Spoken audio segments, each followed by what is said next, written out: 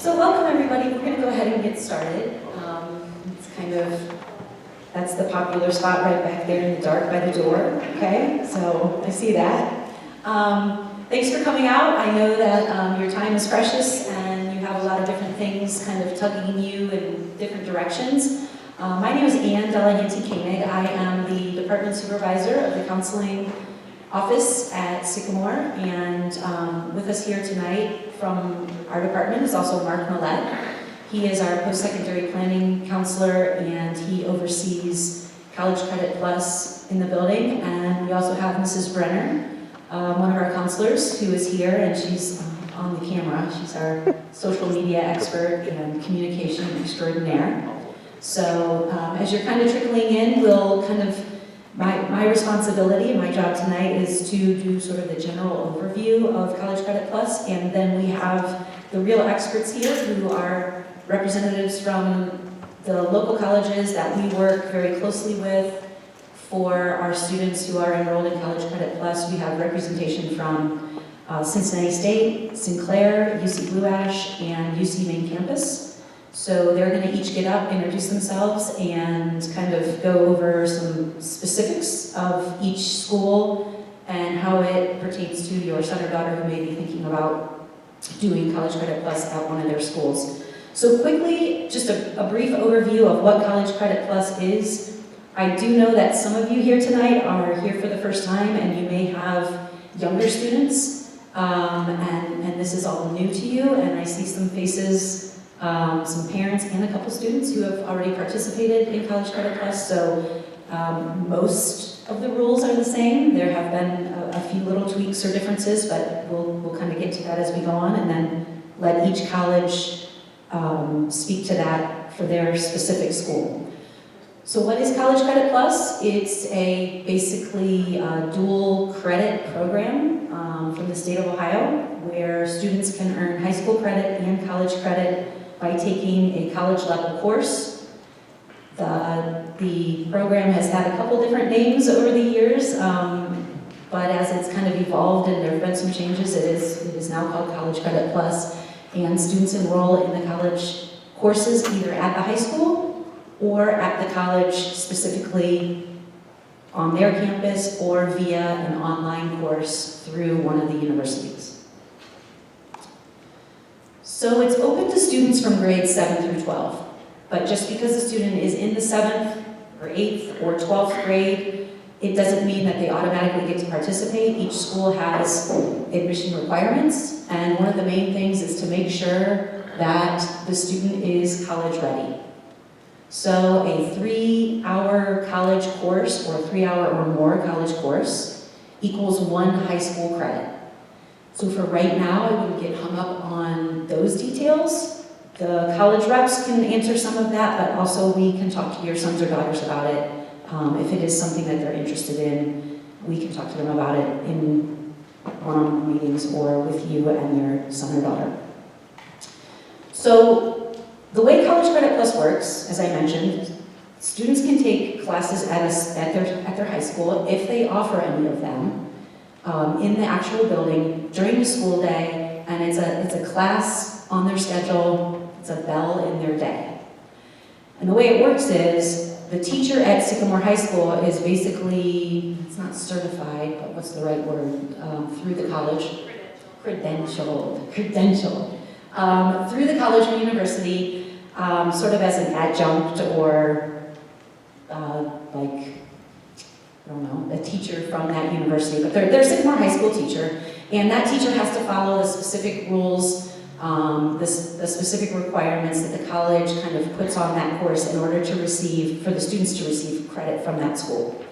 So for example, we have an engineering course that we teach, it's Engineering 1 through UC, and our teacher is credentialed through UC, and the student receives high school credit for taking Engineering 1, and they also receive credit from the University of Cincinnati for that course. So we have Engineering 1, a teaching professions academy, and we also teach Accounting 1 here at Sycamore. So the student doesn't really notice any difference about the course, except that it's taught at a college level, and there is rigor and some independent learning that is involved at a higher level than if it were just a normal class. The rest of the classes that the students would take for College Credit Plus, they would do at the college or online, either during the school year or in the summer.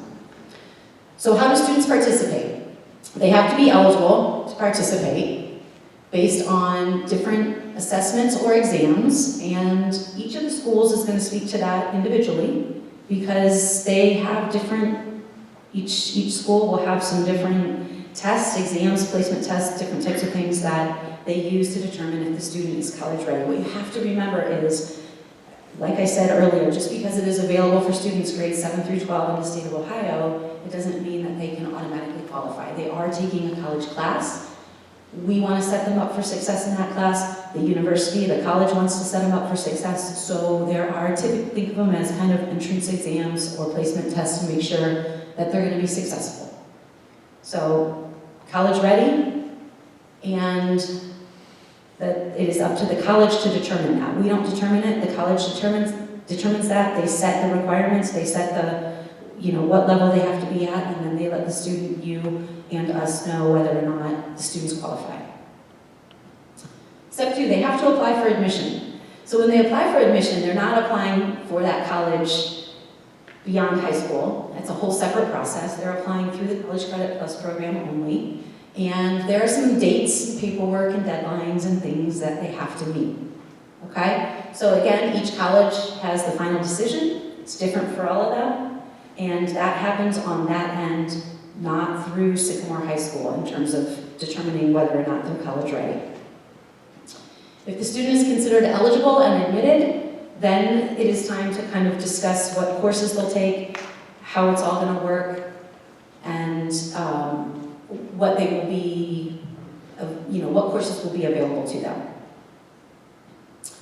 So what courses can they take? That's where it gets a little bit tricky.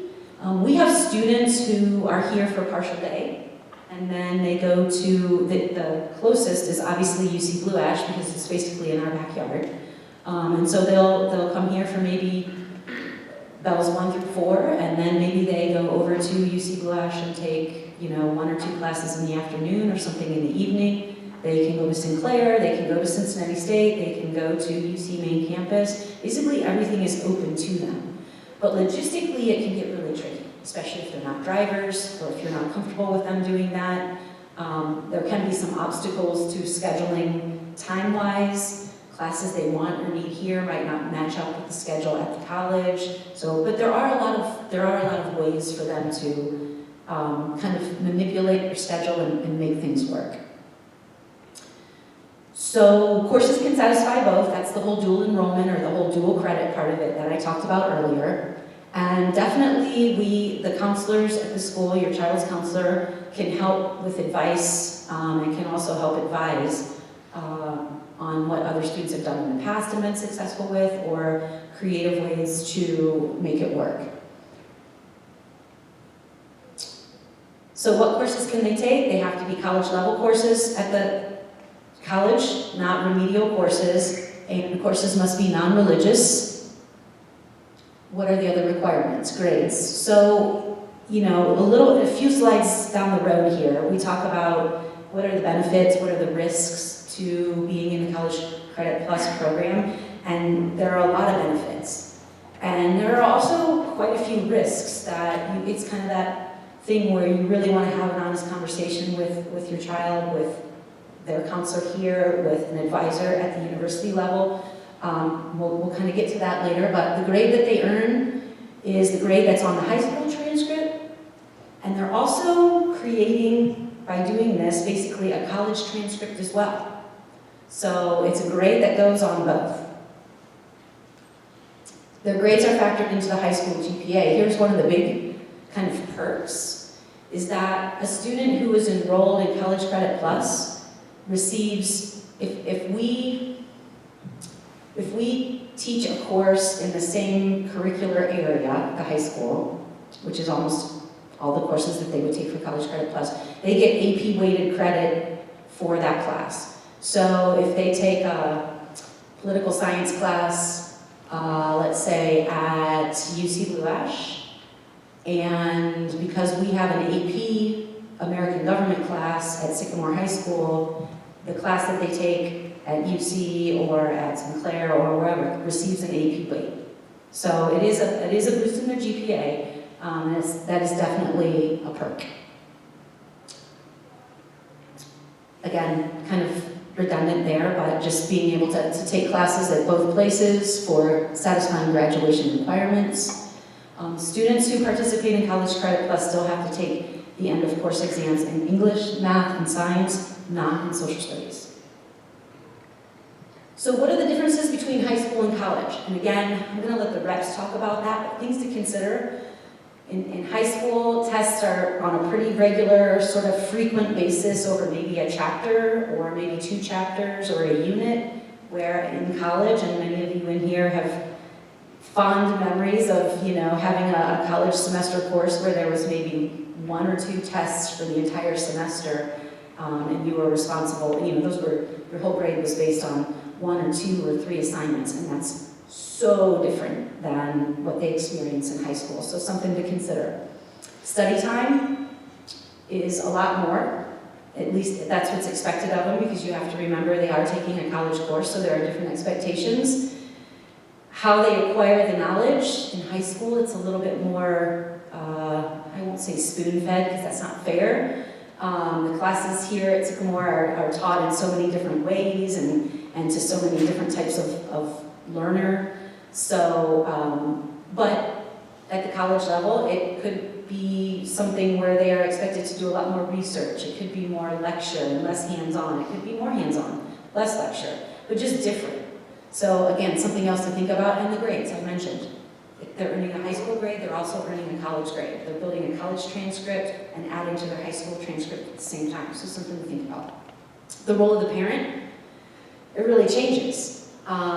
Because at the high school level, you work a lot of times closely with the teachers, the counselor, with your son or daughter, kind of side by side, advocating for them, and that role has a little bit of a different expectation at the college level, and something to get used to as you do that. Also, the FERPA laws are in full effect in terms of privacy to the student, and the college reps can speak on that for like the different ages or how that works if they're under 18 or whatever. But when a student's participating in College Credit Plus, they have to bring us their transcript and their grades, and then that's how it gets added onto their, it's not us calling the college and asking for it. There's a lot of responsibility and independence required by the student. A lot of benefits. Dual credit, high school, college credit at the same time. Students can get a head start. We have students at Sycamore High School that just with College Credit Plus alone leave high school sometimes with 1 or more years of college already under their belt and paid for. You don't pay for the classes they take in College Credit Plus. The state of Ohio and Sycamore School District kind of share that cost. Students can experience college early and understand what some of those expectations are. And obviously there's a huge cost savings by taking advantage of that. Some of the consequences of underperforming, or what are the risks? And the risks are pretty obvious based on some of the points that have already been brought up in the presentation. But there are specific obligations that you or your son or daughter has if they don't do well in a course, if they withdraw, if they fail, where the burden to pay the cost of that comes back on you. And again, the grades stay on the college transcript forever, so you really don't want your son or daughter starting college with a C or a D necessarily. But again, the college reps can speak to that as well.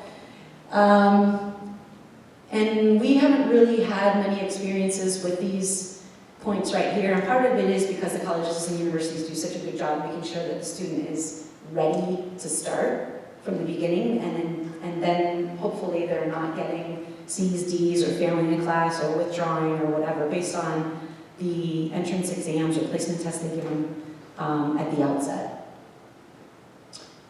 And again, expenses, and you probably know or new part of this coming in here tonight, but there is no cost for students participating in College Credit Plus. So that is a really huge perk if your son or daughter is ready.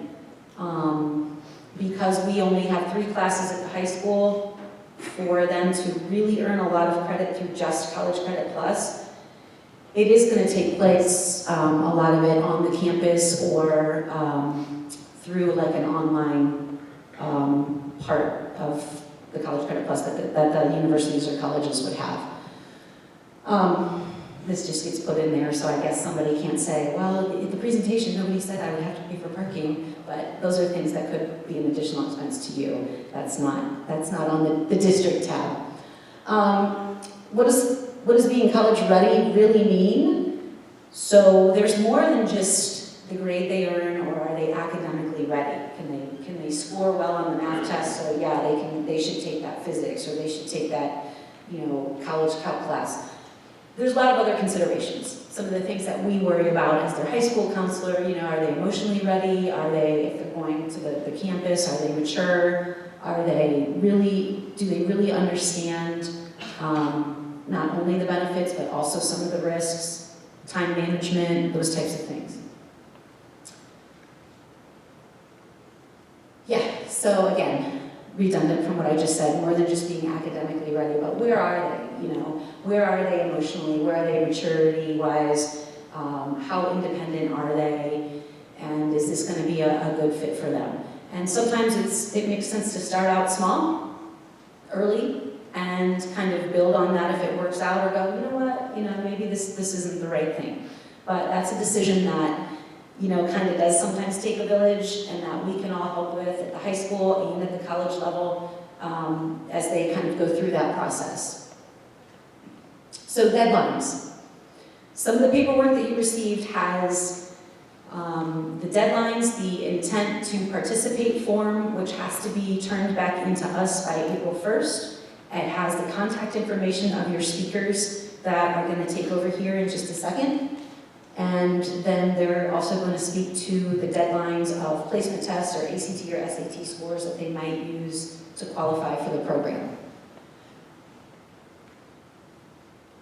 Let's see here. So I'm going to turn it over, and I think they've decided who's going to go first, but if they haven't, it's going to be really interesting to kind of watch them see who gets the microphone first. Maybe some arm wrestling or something like that. But here we go. So we're going to start out the night with our new rep from Sinclair, and we just met tonight, so he's going to kind of take it and roll with it. Thank you so much. Good evening, everybody. Obviously, I drew the short stick, correct? Right?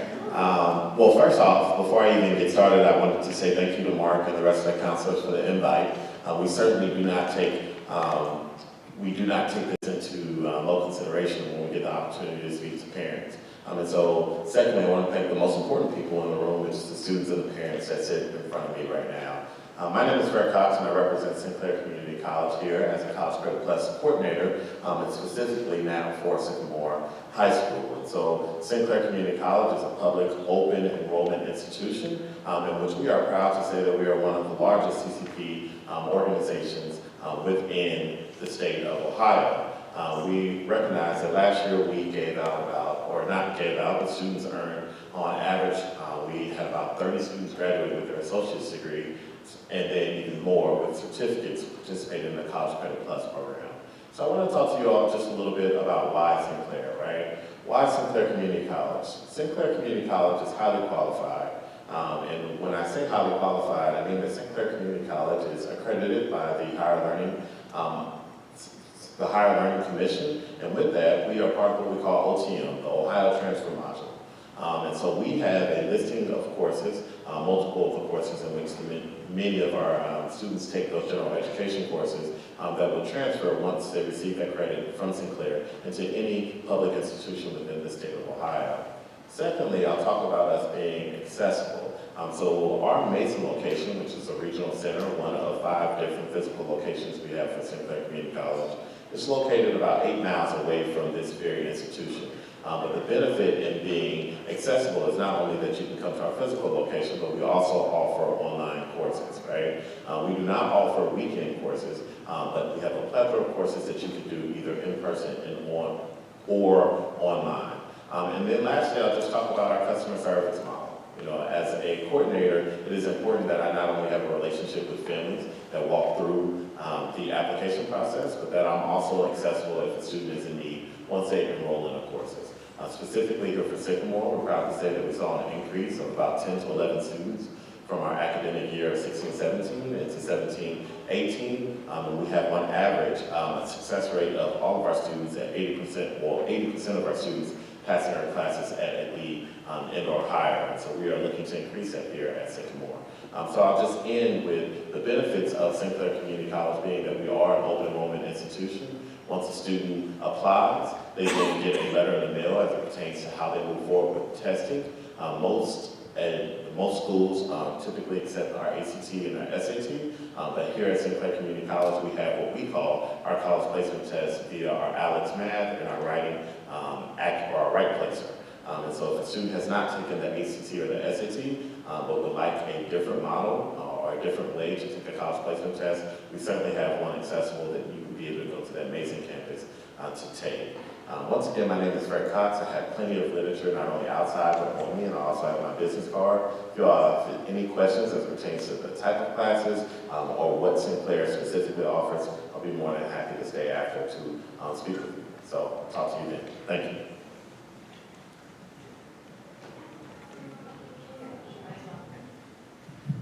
We'll knock the community colleges off first. Well, it's good to be here. I have to start with one quick thing. This is my home school district. I live in Montgomery, and I had two kids go through here, 2006 and 2008 graduates. One of them, my daughter, she would have stayed in high school up until the last minute they dragged her out when she went to college and went through UC, 4 years, and now lacrosse player, but she was busy. But if CCP were available for my son in 2008, he would have disappeared from here in a heartbeat, and he would have been halfway through his associate's degree at his senior year. He, in fact, at Christmas time, told me he got a bill at Cincinnati State when he was still a senior here, and I asked him what the bill was for, and he said he registered for our emergency management technician course in the second semester of his senior year, and at that time, that bill was probably about $1,700. That would have been at no cost to me under College Credit Plus.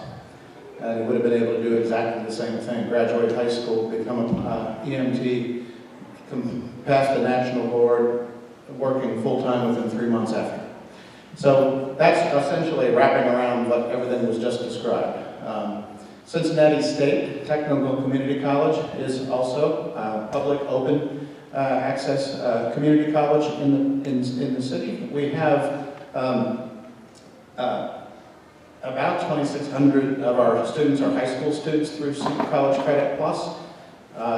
Probably, for this audience, the most common courses, the state calculates rates across the state, and Cincinnati State's patterns of enrollment in course subject areas pretty much mirror the state enrollment patterns. We have a lot of students doing English, a lot of students doing math, a lot of students doing science, particularly anatomy and physiology. We have a very strong trend in 3 or 4 of our common business core courses for students that are thinking about, while they're in high school, thinking about a business program pathway. But I think I just have to echo everything that was said. It was a great initial outline presentation. The one thing I'd like to just emphasize is, generally speaking, College Credit Plus program, it was mentioned in the initial presentation, but it's really not just about accumulating college credits.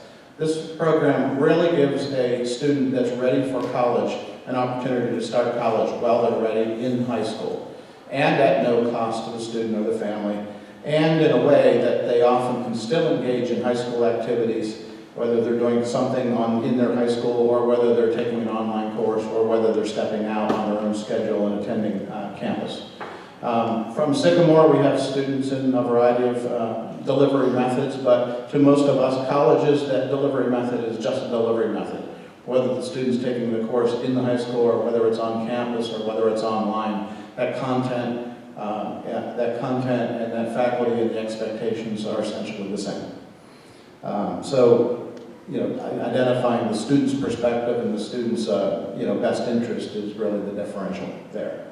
Our admissions processes, again, much of this is controlled and driven by the state, so you'll hear patterns. The one thing that I would already mention, since I'm the second school, is any student that happens to be enrolled, for example, at a Sinclair for a course, is welcome to also enroll in a Cincinnati State course. The trouble with those kinds of things is the student needs to remember that they're applicants and admitted at two different institutions. If a student at Cincinnati State is also enrolled in a University of Cincinnati course, that student would need to apply to both Cincinnati State and University of Cincinnati and follow the different procedures. So that's something that you can hear tonight is, is to look, just remember that. You won't need to memorize everything tonight, but if the course offering is at a college, the admissions processes of that college will drive the process. But we have essentially an online application. The information on the table directs you to the online website. Summer is the first semester, fall is the second semester, spring is the third semester of a CCP year. Anyone that's thinking about summer right now for online courses or on-campus courses at Cincinnati State should be thinking about applying now. No need to wait until the April 1st letter of intent deadline, but you can go right to our website. There's no obligation to apply and start the process now. And then likewise, the application process is the first step, and then the students will be directed to the next step in the queue. And the counselors are always involved, so we have no CCP students at Cincinnati State that haven't been involved in some process of advising and guidance to get to the course that they're in. It's not a random process. All right? That's all I got. On to UC.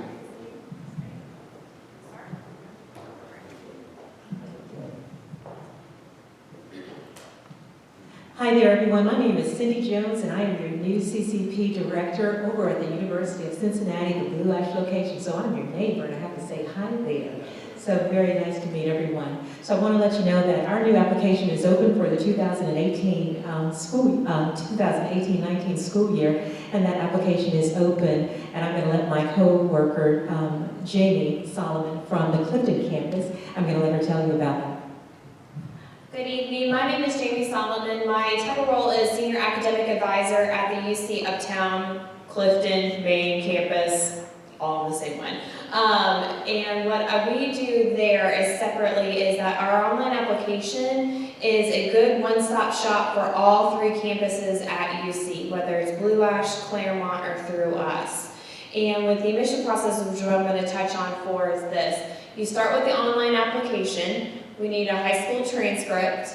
If you are looking to take courses on campus or online, whether it is through UC Claremont, Blue Ash, or Uptown campus, we do require ACT or SAT scores officially sent from College Board or ACT.org.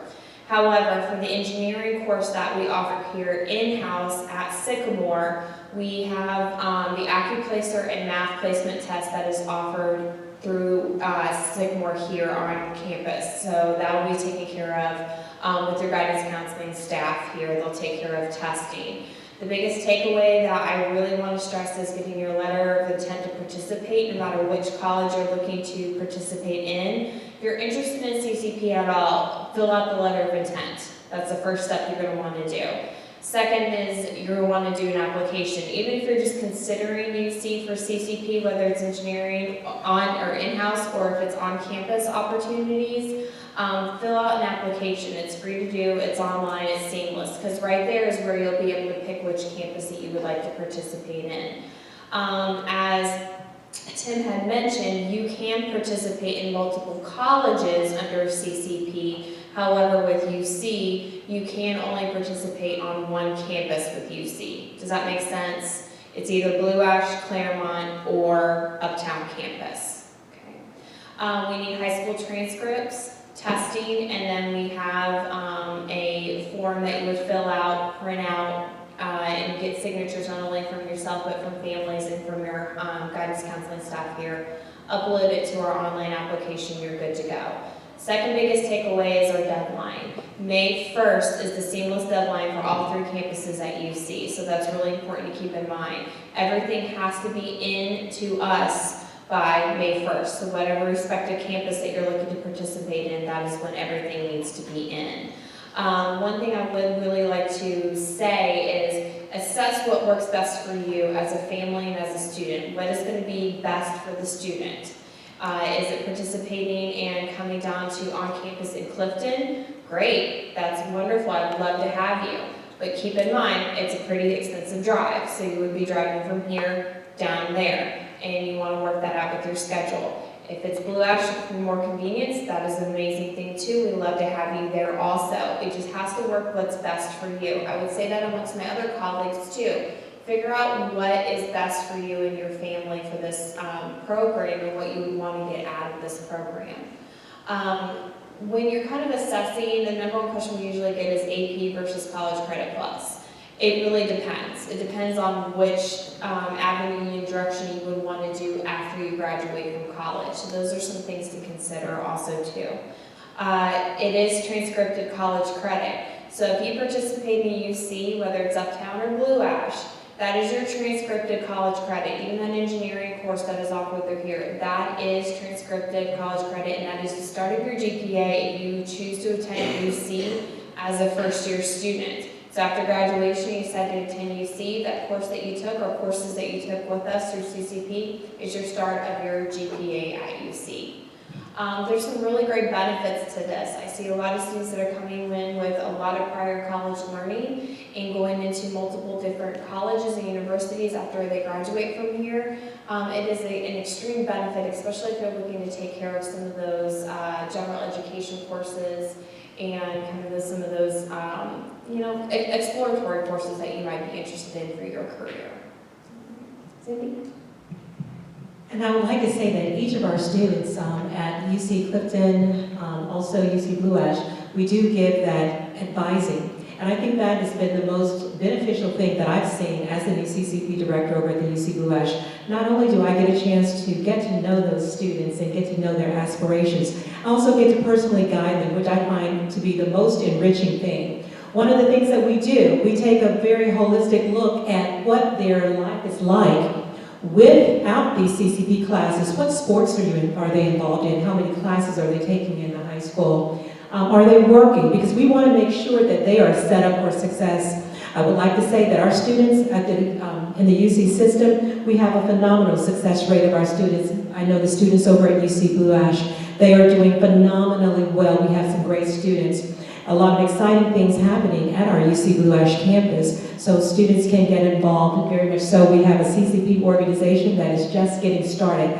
Over 219 CCP students at UC Blue Ash. We're connecting them, giving them ways to become involved in leadership, just getting them to know one another, and some very exciting things going on. So also they will have access to any of the other clubs, organizations. Many of them get together, they go to some of the games. It's just a wonderful, wonderful place for them to get involved in. I would like to add that the work, I always stress to them, this is college level work. UC has a very strong brand. This is college level work, so I always want to make sure that these students are set up for the most success, and I love having that hand-on, that one-on-one with them. So with that being said, the importance of those students checking their emails, knowing that we are going to give them all of the independence that they need. They must check those UC emails. And also we like to say that for parents, please make sure you do get that privacy release, that FERPA. We are bound by the privacy law of 1974 FERPA. So once that student comes on our campus, we welcome them. But we also treat them as our other college students. You must have that privacy release on file. So it is really my pleasure coming over here. I've never been over here, and I'm your UC Blue Ash neighbor, so I'm so excited to see you all. Okay, pretty much question and answer at this Yeah, point. If Q&A. you have any Awesome. questions? All right, go up into that. Is there a cost for the application? I'm sorry? Is there a cost? There is not. Nope. Just remember, underneath College Credit Plus legislation, there is no cost to the student as far as application, tuition, books, and student fees. Parking is for UC Uptown campus, and I'm not sure about my colleagues, but parking at Uptown, there is a cost associated with that. That is out of pocket to the students and families, but underneath legislation, the application, tuition, books, and fees are covered underneath state legislation. Same as true for Cincinnati State. Parking would be the only really expense.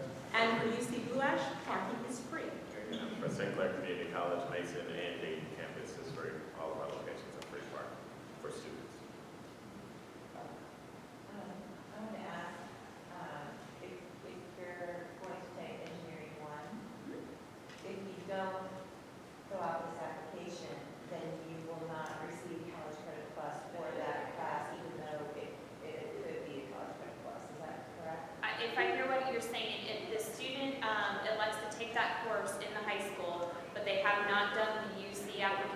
they've been admitted to the College Credit Plus program, would they receive college credit for it? They would not receive college credit for it. You have to apply and be admitted to CCP under UC Uptown for that engineering class. So if you're going to take that class anyway, is there any disadvantage, or is there any disadvantage to, I mean, you might as well make it College Credit Plus, correct? You do. The risk that comes with it is the, what I would like to say is the high school bubble versus the college experience on that, is if your student does not do well in that course, or does not complete it successfully, or from the advisor hat of me, does not do well, D or C in that, that is transcripted college credit that could potentially impact the student in his or her future. If it's in the high school, there's a little bit more redemption that could happen within the high school of getting that grade, but it's a dual grade. It's your high school grade and a college transcripted grade. Do you have the option, like your freshman year of college, to retake that course and not count if you did it poorly? So it depends on the college or university that you're looking to attend. There's a thing called, you know, you can do grade replacement and stuff, but a grade is truly never erased. But here's what I would say to that, is that I encourage your student to take this seriously, no matter which option and avenue you're going with College Credit Plus. Do not lean on grade replacement or credit recovery, because it depends on the program that the student is looking to go into. So say, for example, if the student is looking to do into engineering at UC, it is a highly competitive program. The credit would transfer, you know, with the D and above amongst the state of Ohio, but the program you're looking to go into, depending on how competitive it is, they're going to read through that transcript, and that potentially could impact admission to a competitive program. So I always say consider and take it seriously, because there could potentially be an impact on that. But your student for this particular class, this engineering class, has almost a 2-week window to decide whether or not they're going to want to elect that for college credit or not. So for example, today is the drop deadline for the spring semester at UC for a student to drop a course without any impact on their transcript or college transcript or anything with CCP. Does that make sense? Yeah. Well, you asked that question for engineering, that same answer for us would be true across any subject area. It's the kind of conversation that all of us tend to go through with students, their advisors, and their counselors to help determine, is the course, you know, right? You can take the course in the summer, or you can take it during the school year as one of the classes, right? You could do it over the summer, you said? As far as like the summer course, absolutely. But when it's you say it's free if you do it now, but that's only if it's during the school year. No. It's free in the summer. So let me, Because I had to pay, he took an extra math class, I had to pay for that over the summer. so let me be clear about something with CCP. CCP academic cycle begins for 2018-2019 begins in summer. So if your student is looking to participate in College Credit Plus at any of the colleges or universities that offer CCP on their campus, you do have to fill out their application process and meet their admission standards by their proper deadline. Also do your letter of intent in the high school and get those in order to want to participate in the summer. So for example, for UC, Blue Ash, and for Uptown Campus, May 1st is the deadline for summer and for fall. Because we do have students that do participate in the summer. I know my colleagues do also, because it is a convenient time for on-campus work. But I also want to stress something else too, that I don't think was covered in the overview unless I wasn't paying attention, sorry, is that a student is allotted 30 hours of participation with CCP. However, that is not just 30 college hours. That is incorporating what the work you do here at Sycamore. So when you're talking about scheduling and participating maybe in summer and fall and spring, that is combined into what the work you're going to be doing here in the bells you're sitting in at Sycamore. Also, if your student is looking to participate in multiple college aspects with CCP, taking a class with Sinclair, taking a class with Cincinnati State, taking a class with us, that is a part of that pot. So you have to work with your guidance counseling staff to kind of start keeping a tally of that many hours that you're able to participate in. Because we won't know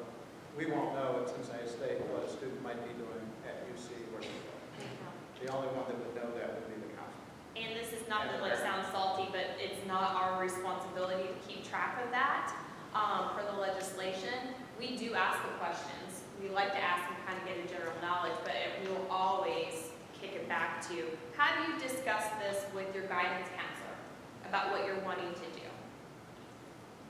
Is it 30 credit hours for college credit hours or high school credit hours? It's 30 hours, and that includes the hours of participation with college, and then what those hours turn into Cardi B units here at Sycamore. Per year or? Per cycle. So one Carnegie unit is a 3 credit hour semester course at a college, if that makes any sense. So going back to what this lady was saying, if you already taken the AP course and you're not in the program, it's too late to get the college credit. But what if you are presently in an AP course? Is it too late to enroll into the College Plus? Like retroactively? The present, yeah, started in September's classes. It's too late then. Yes, Okay. for us. Well, if you're talking engineering, Any subject, Even starting next September. No. this past September. Well, We're currently taking We're the here course. talking about preparing for CCP for the 2018-2019 year. Yeah, but to answer your question, for the majority of us, it would be past that deadline. Specifically for Sinclair, once the class is met, you no longer can register for it. But we're actually probably more liberal than the majority of the colleges up here.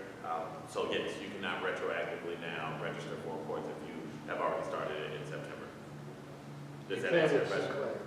Huh? You're saying you can with Sinclair. No, you cannot You with any cannot. of these colleges. so if Okay. you're talking, and that's a very fair question, because that Yeah. does get asked a lot. If the student is currently enrolled in a course that is a CCP course at Sycamore, and they're already enrolled in it, started back in September, if they had not done the admission work prior to that, back last spring, to be admitted to get the CCP component of that class, we cannot retroactively enroll that student in for college credit. It's a common question. Okay, so the junior who's taking a course, it also has to be junior in senior year or two-year program. It's too late to get into that because their junior year, they didn't start it, but their senior year has to be part of their junior year. And that is why, that's a good question, because that is why we do the information sessions now. So if your students are currently juniors, or now what we're going to be referring to as rising seniors, that is why we do the info sessions now, because the CCP cycle begins in summer. So it includes summer, fall, and spring. So it backs the students all the way up to graduation time, because you cannot participate in CCP after a student has graduated high school. Thank you. And you're welcome. Yes. Yeah, I was wondering if the student withdraw from the college credit class, how is the student accommodated back to the high school? And so we treat our students at UC the same as our matriculated student. Our students are CCP students. You do have the first 2 weeks of class. You have, I like to say, you have 2 weeks to try that class on. Get a feel for it. Talk to your instructor. If in fact you drop that class within the first 2 weeks and it's posted, and I also let them know right before today is our deadline, our class is started on the 8th, it just totally disappears. If in fact you go after that 2 weeks, then it goes on the record as a permanent withdrawal, and possibly you will owe for that CCP class because that funding will be pulled. But 2 weeks to try that class. Yes. That's same for us too, but then they would, at that time is when they would go back to their counselors and say, I had to drop my college course. I need to discuss with my counselor what I'm going to do back in high school. And then they are placed back in the high school. Thank you. So that is really key, that I really want to throw back something again. I can't throw my advisor hat on for this. If your student is looking to participate for on-campus options or online options, there is a significant difference for all of us. We have different deadlines for drop and we have different deadlines for withdrawal. They are in the same family of exit strategies, okay? But they're different when it comes to College Credit Plus. Drop deadlines is a student to drop a course, and that includes the one in high school, but the ones we're talking specifically, this really starts the ding, is my on-campus kids. You have a certain deadline to meet to drop the course. That is basically ghosting out of the class. You turn books in, no negative impact on college GPA, you were not in the class, basically. If you exceed that deadline, you enter what is called a withdrawal period. That is an extended deadline to decide whether or not you would like to exit the class. However, that has consequences twofold. One, you have a W on a transcript. If you're entertaining med school or veterinary school or anything like that down the road, that can impact a lot of things down the road, so keep those in mind. But it also can come back to the school district saying to the families, you now need to recoup the cost of that class. That's legislation. That's not university or college dictated. That's legislation. So when we're talking about dropping a withdrawal, it is so crucial to pay attention to the unique deadlines that each college has in store for those. But if the student drops, not withdraw, just drops within the first 2 weeks, then there is not tuition reimbursement. That is correct. I know record. That's totally. By the way, just as a PSA for all of us, if you don't hear the rest of us respond, it's because the answer is the same for all of us. That's a good. And also too, real quick on that note, with guidance counseling, the reason why we throw it back to the school's counselors, the students to have these conversations, and families to have a conversation with the school counselor. If a student withdraws, say for an online or an on-campus class, that is a high school graduation requirement, you're halfway through your last half of the year in high school. So say a senior that is enrolled in English 1001 with UC and decides that they've missed the drop deadline and now they're in the withdrawal period, which is March, you're halfway through the last half of your senior year for a grad requirement. You need to work with your high school guidance counselor to see if grade or credit recovery is even an option. So keep those things in mind. I never encourage students to do, seniors to do high school graduation requirements in spring semester. If you're going to do it under CCP, look at fall. And also remember, when we are working with students as CCP students, part of what we're doing is we're teaching those students how to be college students. While they may be taking a course in their high school, they're taking a college course, and all of us have the same end goal. Our goal is to not only get the student successful through the course, but teach the student what it's like to be a college student. That means understanding their obligations, understanding the rules associated with their enrollment, and most college courses and guidelines that they have procedures for dropping courses, for adjusting and modifying and dealing with assignments and dealing with schedules and things like that. So. There's a question back. Yes, ma'am. So are college credits through the CCP transferable to any college in the state or out of the state? So I'd say this is probably very similar to all of us. The most common courses that high school students are taking under College Credit Plus in the state are the most commonly taken courses that any student's taking in degree programs in nearly any field. So most of the courses, like the English courses, the math, the science courses, are among the most highly transferable courses from college to college anyway. In Ohio, every student, every course is connected, not every course, but many courses are connected to the Ohio transfer module, as you mentioned. Transfer assurance guys. Ohio has a very, very meticulous transfer assurance system from college to college, particularly the public college system. And then the third thing I'd say is that anytime a student's taking a college course, but they know that they're planning on going to another college, even out of state, it's not impossible to call that other college and say, 2 years from now, I'm planning to be an applicant to your school in this program. I'm a high school student taking this college course at UC or Cincinnati State or St. Clair. What would you do with it when it gets there? And they would be able to tell you that. So there's also a website that's a resource, transferology.com. So you can use that as a resource. That way you don't have to call multiple universities, but you'll put in the course that you're going to take at one of our institutions, and then you'll click the institution that you're interested in transferring into, and it'll tell you what it is viable to transfer into, and if it is viable to transfer into something. The second thing that I'll say is that if you're interested in a competitive program at a college, what may happen is that that college could accept the course that you take as an elective, but not as something that is actually going to the core curriculum of that college. So it's really important if there's like a competitive pre-med program, they may prefer for you to take their biology and not a biology that will transfer in from a different college. So it's just really, really important that you kind of know what the long-term goal is With CCP, the benefit is that you can attain your associate's degree or your bachelor's degree in a more affordable and a quicker process, but you have to know what that long-term goal is so that you're doing it as strategic as possible. I would 100% agree, especially with that last statement. There's a huge difference between credit transferability to colleges and program credit acceptance. So that's something that you'll have to do a little legwork and research on your end, especially juniors and seniors as you guys are preparing for Common App and preparing for scholarship programs and college visits and that type of thing too. On an advisor standpoint also, whatever college or university you decide to attend, please let your academic advisors know that you have taken college credits and you want to see how it applies and make sure that gets transferred over to them. Great question. I guess one more thing I'd add is, my experience is the more highly selective the university that the student might go, the more rigid transfer options are.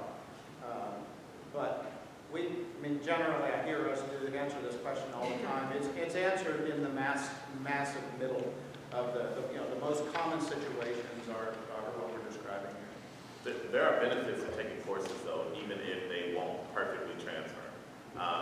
We obviously want students to be exposed to college before they get there, but those soft skills of learning how to communicate with the professor and things as such are so beneficial. So I'd hate for you to say, hey, I know that I have an intention to go to this competitive program, so I'm not even going to challenge myself to take this college biology because I'm not confident that it'll transfer to Ohio State's pre-med program or something of the sort. If you want that challenge, you can then leverage that you've taken college credit when you are attempting to get into that very tough or rigorous program within Ohio State. So they may not accept the biology, but they will be able to say, wow, you've taken a college biology and consider that. So don't just completely eliminate it because it does not go perfect. That would be my opinion. Great questions. Anything else? Yes. You mentioned cycles, summer, fall, spring. How does that work? Is it each cycle is a full course? That's a good question. And so summer is going to be the only semester that is going to be a little different. During the summer, you do have the flexibility, and they want to make sure that they meet the needs of those flexible schedules. So you will have some classes that will be the entire summer semester, but you will also have some accelerated classes that are 7 weeks. And I caution any College Credit Plus student that before you take a class that's 7 weeks, you still get the same college credit, 3 hours. It's just going to be a lot of material in a very short time. So coming out of the gate for College Credit Plus students, summer being the first semester, I would really be very careful with taking one of the 7-week classes.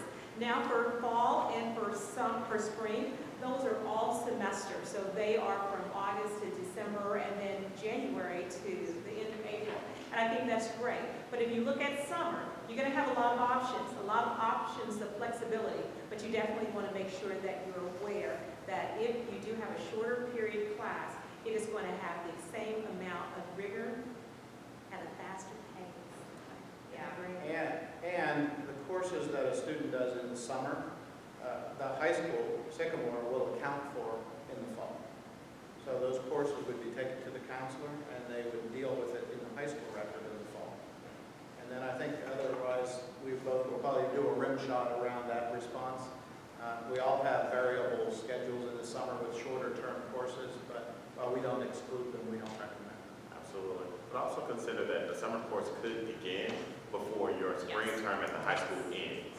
Yes. So it's really important that you know our dates because you could be in high school in June, that first 2 weeks, and our class have started, right? So it's very possible for you to be in a spring semester of high school and a summer semester of college. So it does not always end perfectly. But we hold regard to our students for CCP the same we do for our college students that are freshmen, sophomore, juniors, and seniors. It is the same credentialing, same hours, same semester-long achievement. Yes? For the CCP courses that are here on site, it is the College Credit Plus, engineering class. Does that have, you said it's a UC accredited teacher, blah, blah, blah. Is that a different instructor, teacher, because you said this is college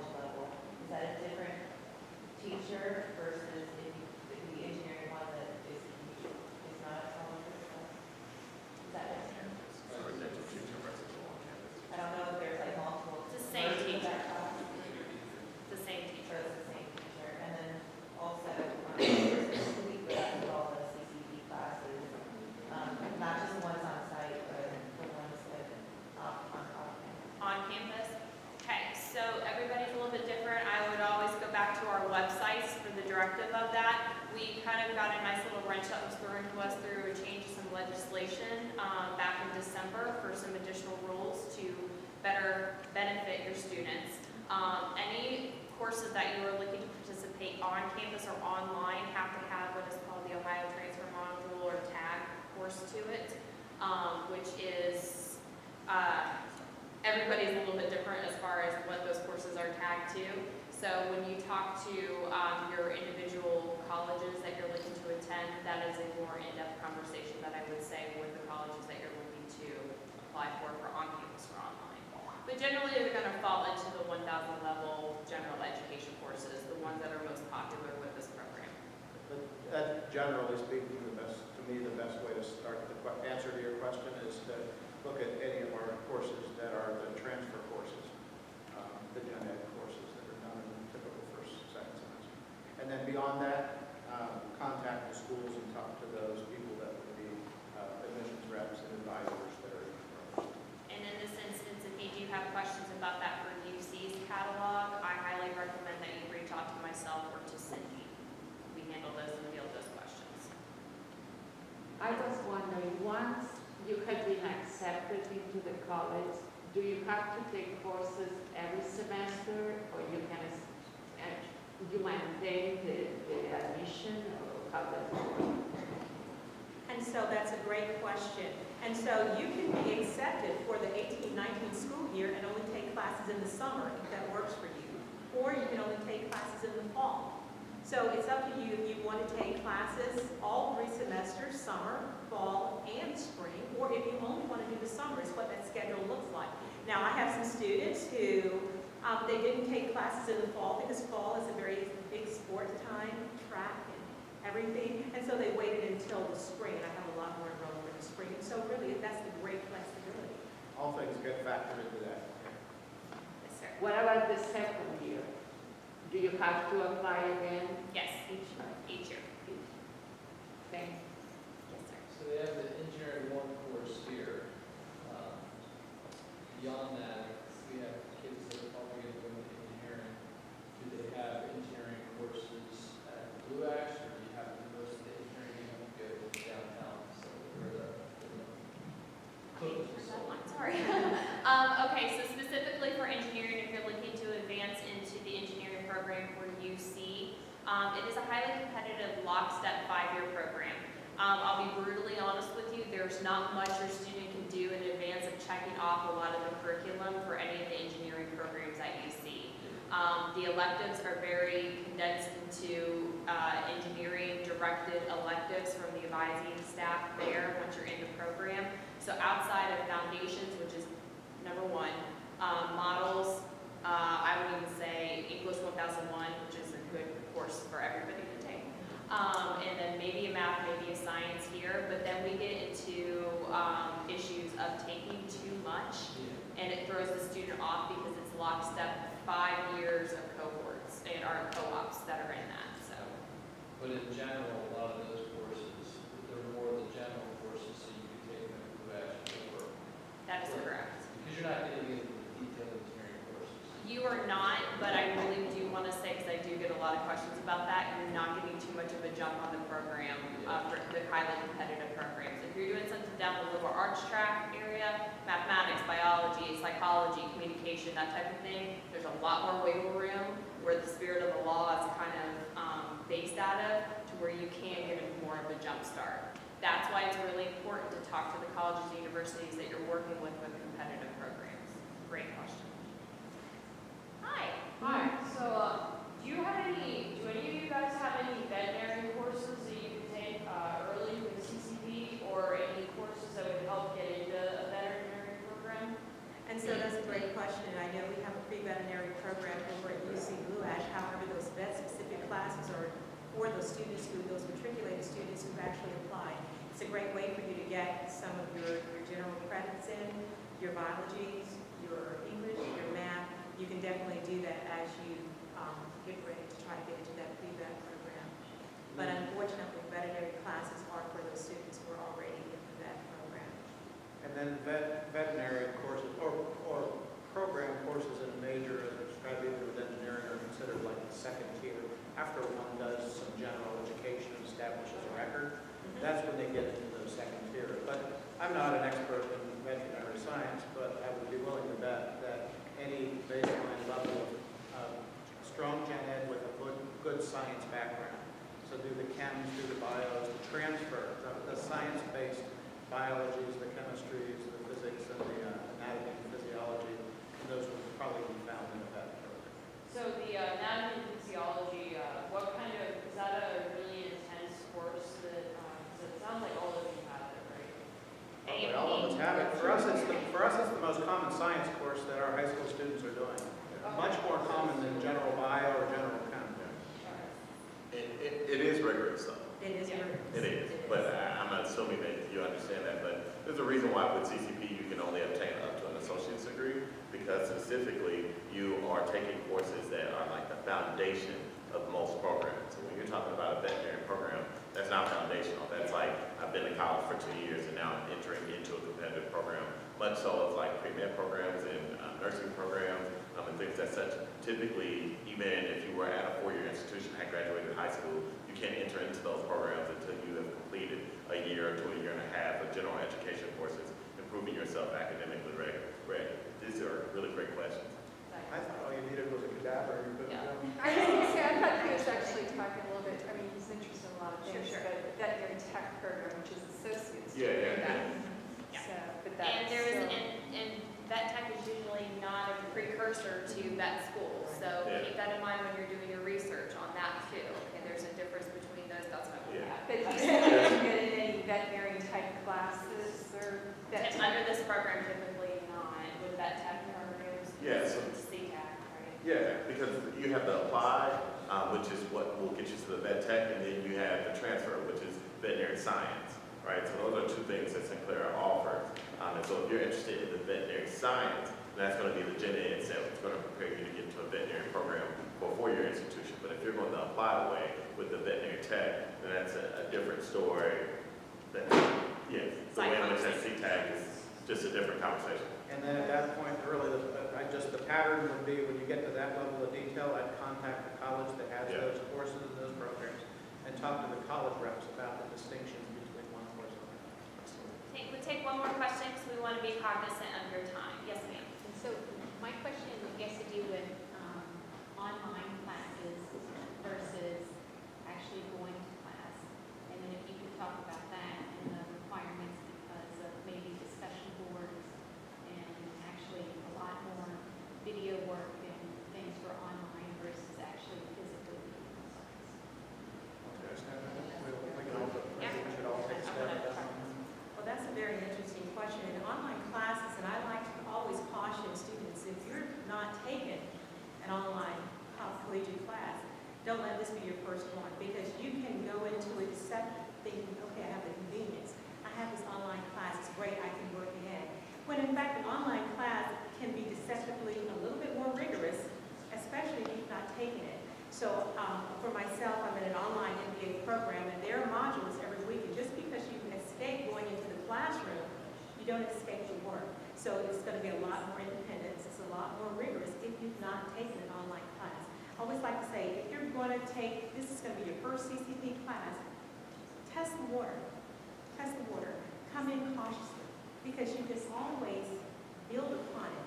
Start cautiously. Don't take an online class as your first one deceptively. Leave it harder than the others. And then it's actually, the last 20 years is one of my specialty areas is about designing and developing and running online programs. But a lot of times the common question is, would it be better for me to do a classroom course or an online course?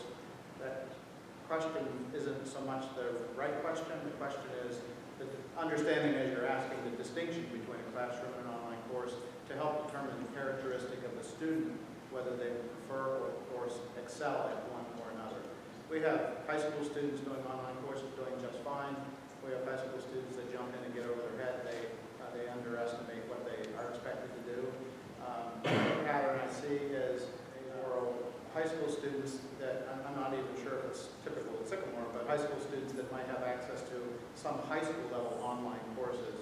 And I've found that those levels of expectation don't necessarily prepare similarly to a college level environment of independence and expectation and interaction with others in the class and faculty, instructor for the course. And then because of all of those things, we don't discourage it, but we do encourage the student to be ready and prepared. And that means register for the course early. And that also means once they're registered, that we direct them to a resource that we have, how to take an online course workshop. And it simulates the tools and skill sets that the students will be using when they get into the course so that they know the basics of navigating to the course, the basics of communicating and interacting and asking questions to the instructor, and how a typical online course is organized. And then besides that, we have advisors that want to try to intervene wherever we can. So we do watch everything we can because we just want to make that almost all the time, the reason that a student that's online isn't successful has nothing to do with their ability to do the course. It has to do with maybe a misunderstanding or a set of expectations in terms of what they were supposed to do. Two really quick things. In Sinclair Community College, we offer what we call a How to Succeed module. So a student, before they can even apply for an online course, has to go through this like 1 to 2 hour module online that provides them the resources and the direction, of where to attain resources in order to make sure that they're successful as an online student. And then secondly, it's just really important for the parents to know that their students are going to be part of discussion boards with other adults. And so that brings on a different level of responsibility and security and things as such. And so it's really important for parents to know that the discussion matter of those books will ask for their young adult minor to be in conversation with adults about that discussion matter. So consider that depending on the class. Thank you. Thank you. Thank you, everybody. Yeah, if you have any questions also too, thank you for coming out tonight. When you come to shows here, I